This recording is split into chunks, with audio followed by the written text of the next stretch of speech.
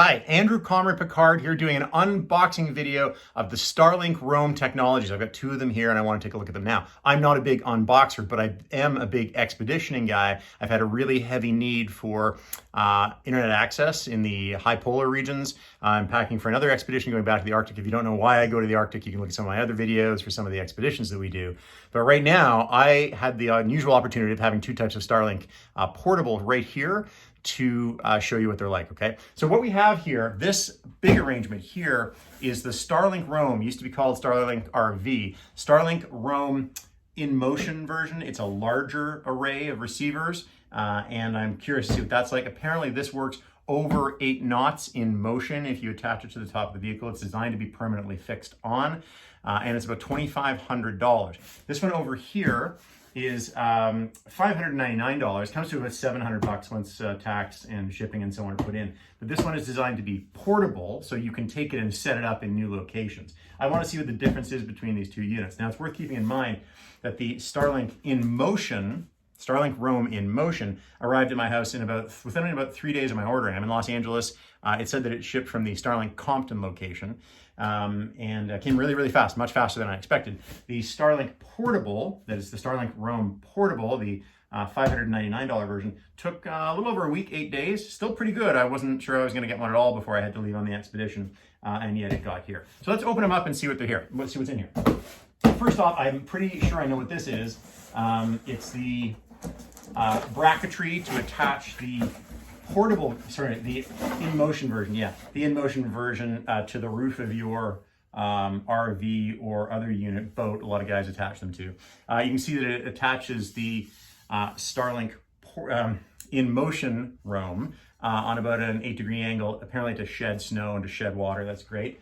Also in here, we probably have fittings and so on to, we got some instructions in here, some kind of swivel mount with spacers, and kind of a crude set of fittings. We've got some self-tappers and so on to put through the roof of your RV, I guess. Oh, and some Loctite and some silicone branded from SpaceX. So you could probably market that independently, put that back on eBay for some space silicone. Now that's just sort of the precursor. Let's open up, what should we open up first? Let's open up the fancy one. Let's open up the $2,500 in-motion version. It's what that bracketry goes to. Just breaking the tape here. We call this the claw in my house. It looks like a lobster claw. And what do we have? One of the reasons I have to unbox this right now is that I'm packing for the expedition, and so I need to get this stuff out and see how I'm going to fit it in suitcases. And I'm going to take both up. The proof's going to be in the pudding. I will do a second episode of this where I have them both set up and operating, and hopefully we'll see what they're like. By the way, both services the same. You can switch them on and off, flexible, $150 a month at the moment for the regional version. So I have the North American regional version. However, you can also just turn it on for global for $200 a month. People have debated whether or not this matters. In theory, this portable one, not the in-motion one, but the portable one can be activated for global service. I think that's because they presume you could pack it up and take it overseas or take it wherever else, whereas this they presume is attached to a vehicle. And at the moment, apparently, the in-motion one can only be activated for regional use.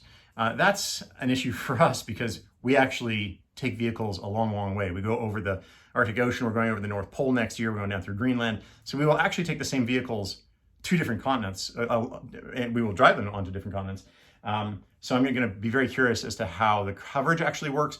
And in addition, I'm very curious because I've seen from the boating community that in fact these things work offshore. They work when you move around a lot, which is very curious to me because we actually drive the vehicles over frozen oceans. You can check out my other videos for that. But anyway, we're going to test all that separately. For the moment, in theory, these use the same services, but this version here has a larger array. So this is the satellite receiver for the in-motion version.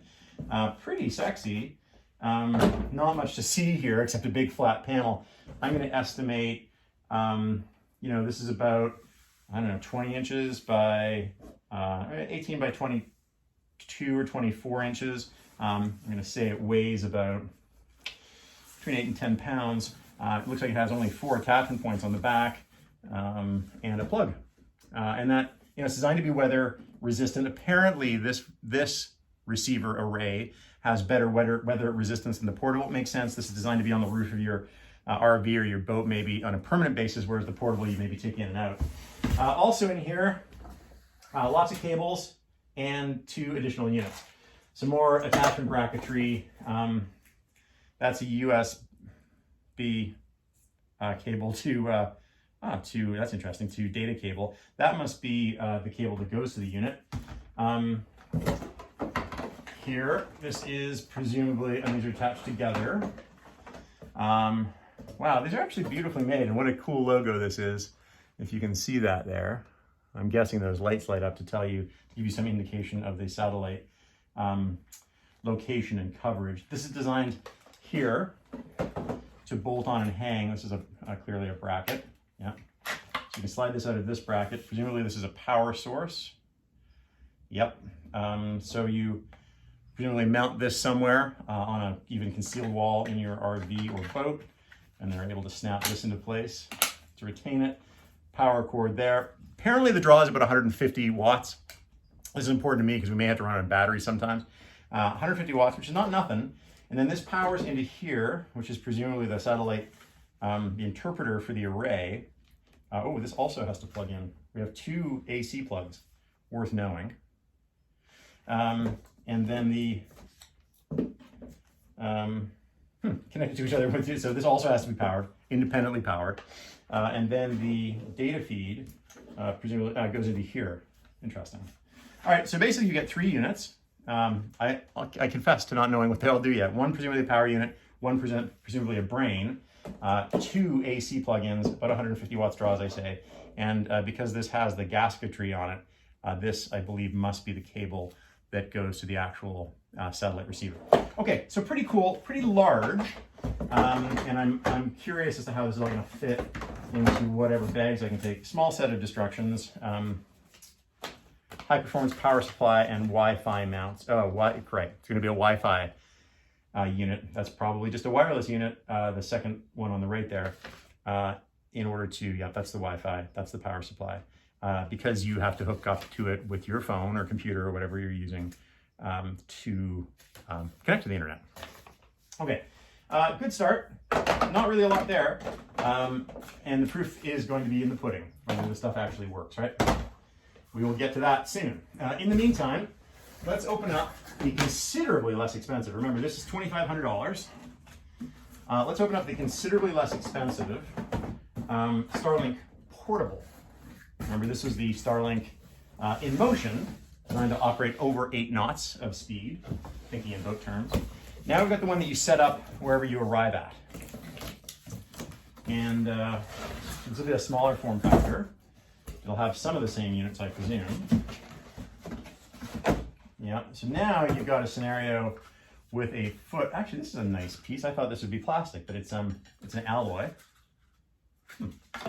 And then you've got here the lighter.